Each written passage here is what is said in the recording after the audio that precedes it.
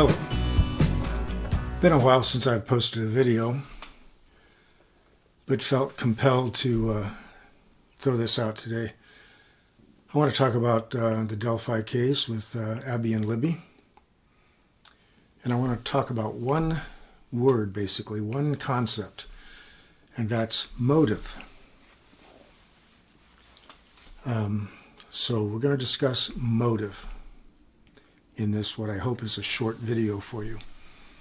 But first off, I'd like to ask you to like the video, subscribe to my channel, share it. While you're at my site, please check out the short film that I posted a while back. That's my first attempt at a film.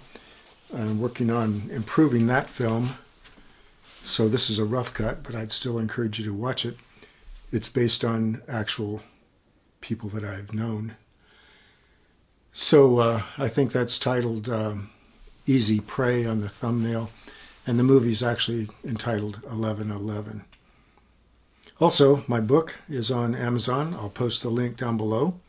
House Secrets, if you're interested in undercover narcotics work, if you're interested in outlaw biker clubs, if you're interested in murder, and I think that's why you're here.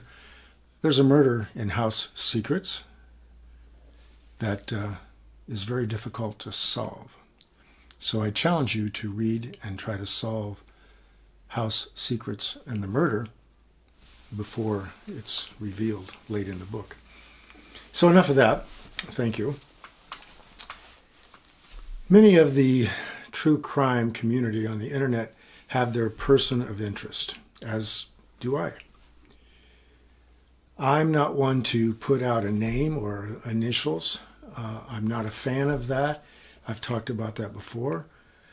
I'm not going to beat that horse anymore.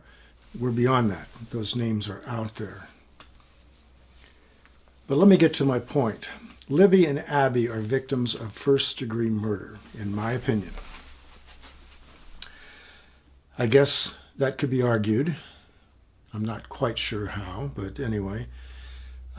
Let's just look at what first-degree murder is.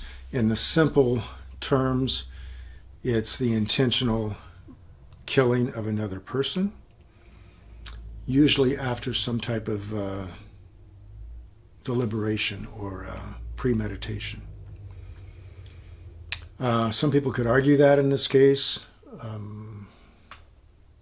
Not sure they could argue very long, but we could talk about the mens rea, the mental state of the person who committed the crime, or the persons who committed the crime. What was their mental state? We could talk about the actus reus, the actual act of killing them. Was it an accident?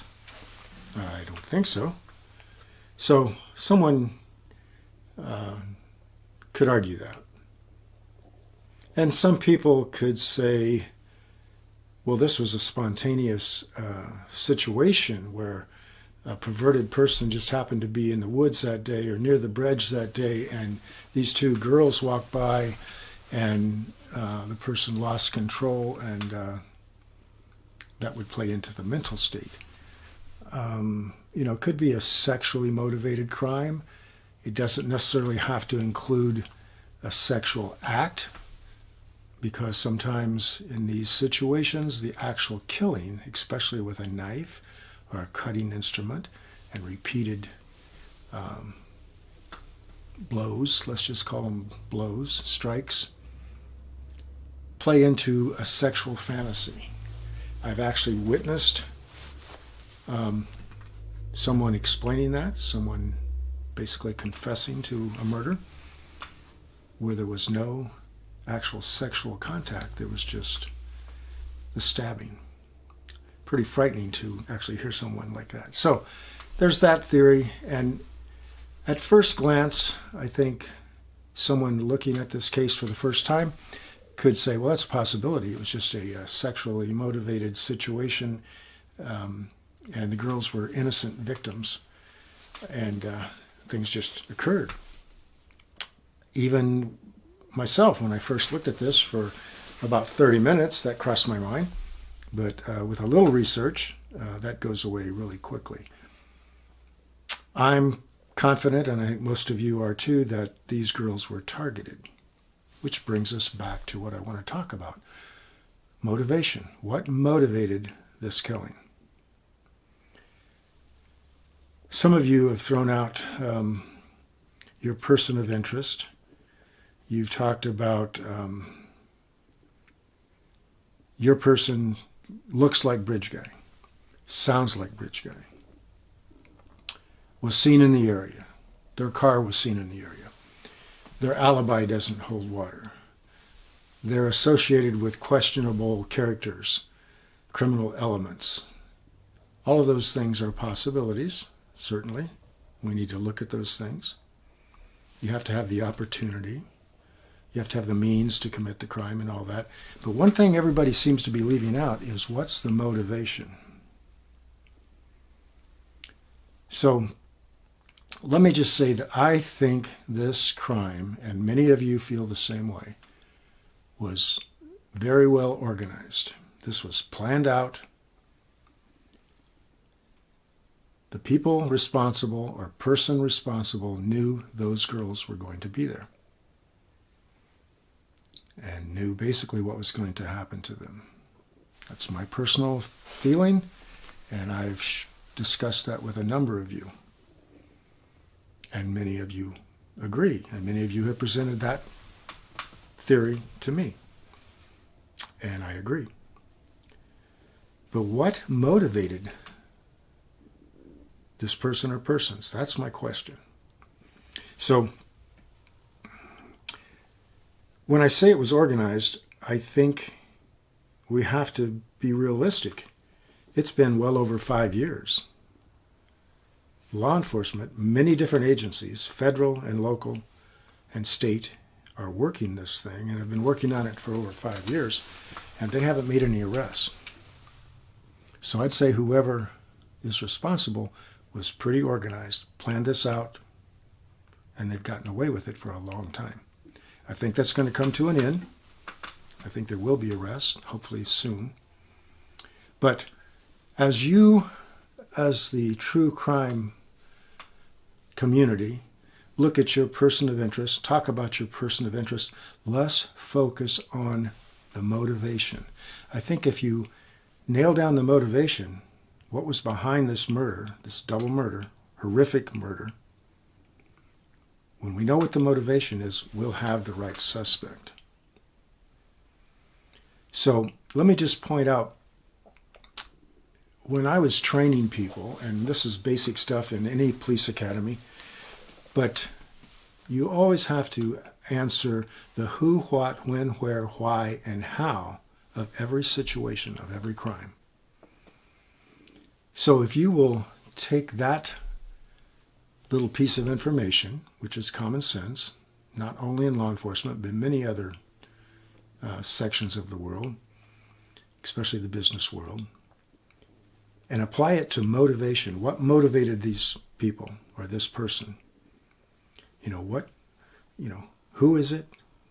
What caused them to do it? When did they conceive this? Where did they conceive it? Why did they conceive it? And how did they carry it out? You answer those 6 questions about motivation with your person of interest, and I think you're getting pretty close. So I used to have someone I was training write who, what, when, where, why, and how on the back of their notebook or their clipboard. So if they were to go brain dead when they're interviewing someone or looking at a situation, whether it's a burglary or something more serious, you could always check out that back of your clipboard and have that who, what, when, where, why, and how to trigger another question or another direction to go in. So apply that to motivation for this double murder, and I think that'll take you in a whole different direction. So that's all this video is about. But I would, again, before we point a finger at someone and possibly taint their life if they're innocent, let's be careful. Not only because you could affect their reputation, but you could, as I've talked about in another video, you could taint the crime when it gets to the courtroom. We don't want to help the defense in any way. We don't give them any ammunition. So let's be careful before we tune into somebody and build a very logical case towards somebody that might not be involved at all. Because it could be used, I think, later. We've talked about that. Especially now that two things have happened here recently. In the last month or so, we've had this interview with this young man released and analyzed by many of you and myself. And that takes us in all kinds of directions when we think about that side of this case. I'm not sure that was a good thing for that to be released. Maybe law enforcement was secretly behind that, thinking it would present some new, people to interview, those type of things. Won't go any farther with that. I think you all know what I'm talking about. And then in the last couple of days, we've got this search warrant affidavit released. Wow. I don't think that was a good idea.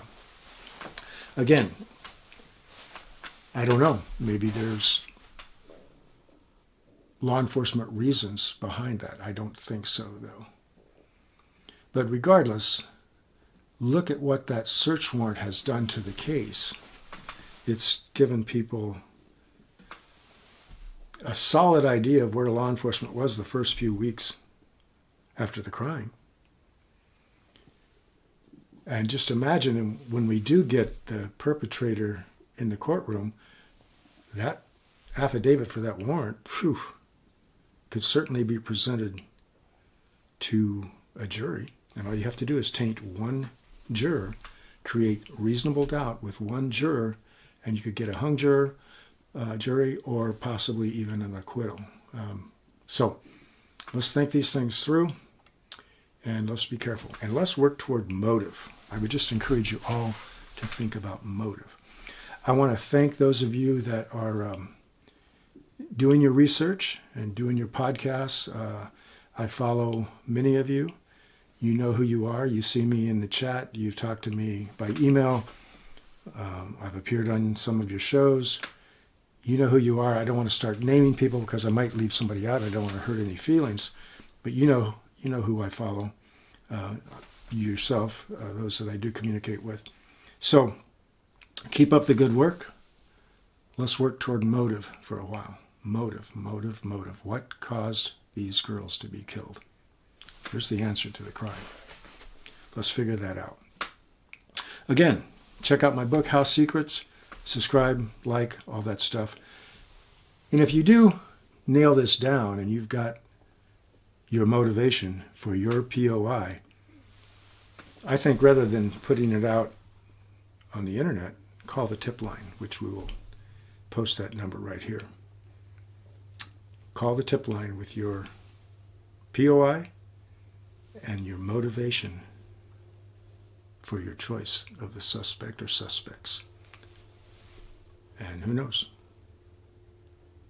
Let's work on it. Have a good day. That's all I've got. See you all soon. Thanks.